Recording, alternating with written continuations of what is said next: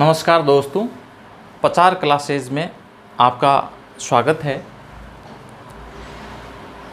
आज हम पढ़ेंगे लोकसभा और राज्यों की जो विधानसभा है उसमें एससी वर्ग और एसटी वर्ग को कब तक आरक्षण है।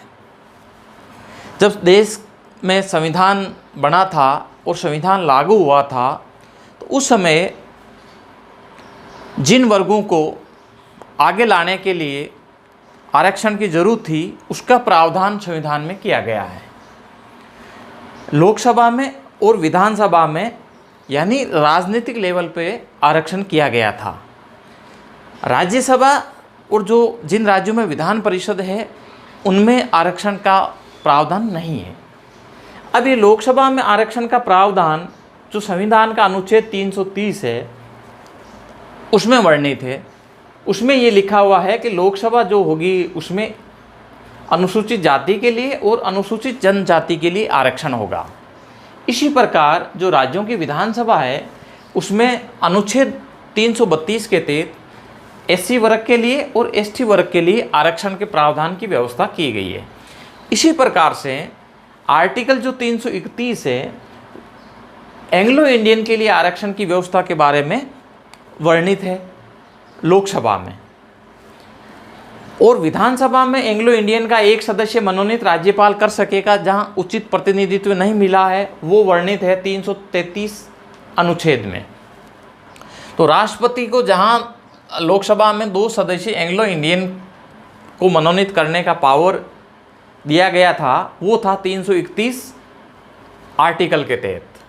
तो इस प्रकार से इसमें लोकसभा और विधानसभा में एससी एसटी और एंग्लो इंडियन के लिए आरक्षण की व्यवस्था की गई थी।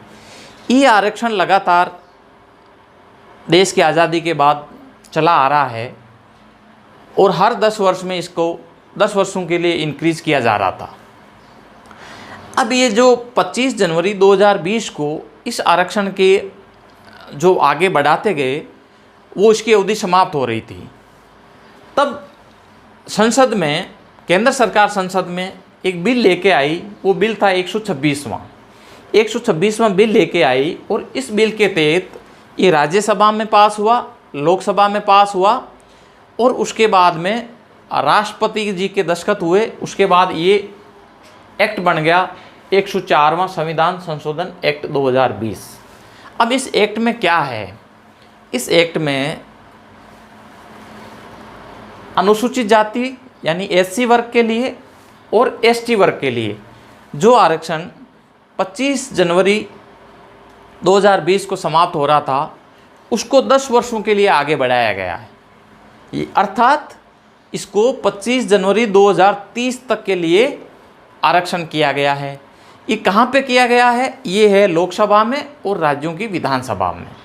अब जो पहले एंग्लो इंडियन को आरक्षण मिला करता था, 2 सदस्य राष्ट्रपति मनोनीत कर सकते थे लोकसभा में और विधानसभा में राज्यपाल 1 सदस्य मनोनीत कर सकते थे यदि उचित प्रतिनिधित्व इस वर्ग का नहीं मिला हो तो। अब इसमें ये जो संविधान संशोधन आया इसमें एंग्लो इंडियन का आरक्षण को आगे नहीं बढ़ाया गया। अर्थात ये 25 जनवरी 2020 को इनका आरक्षण खत्म हो गया।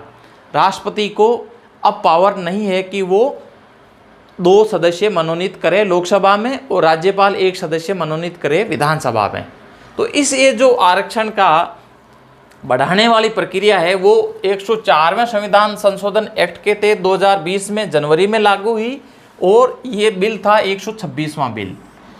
इस बिल के और इस एक्ट के तहत एससी और एसटी को रिजर्वेशन लोकसभा और विधानसभा में 25 जनवरी 2030 तक के लिए दिया गया है।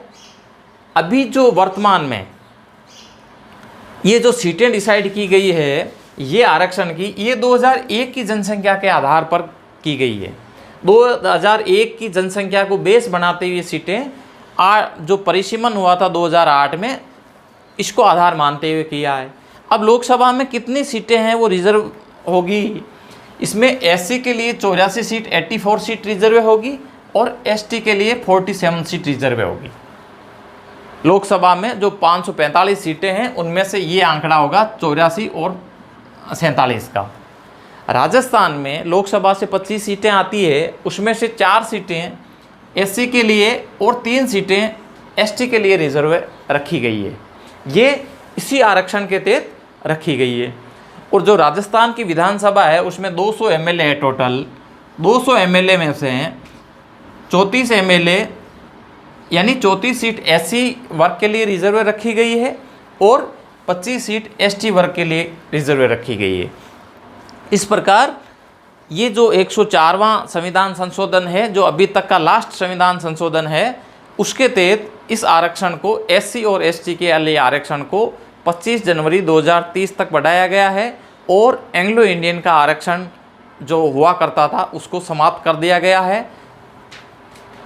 ये जानकारी आपको कैसी लगी कमेंट्स के माध्यम से बताएं और इस YouTube चैनल को अधिक से अधिक संख्या में सब्सक्राइब करें और इसको लाइक करें और शेयर करें। धन्यवाद। जय हिंद, जय भारत।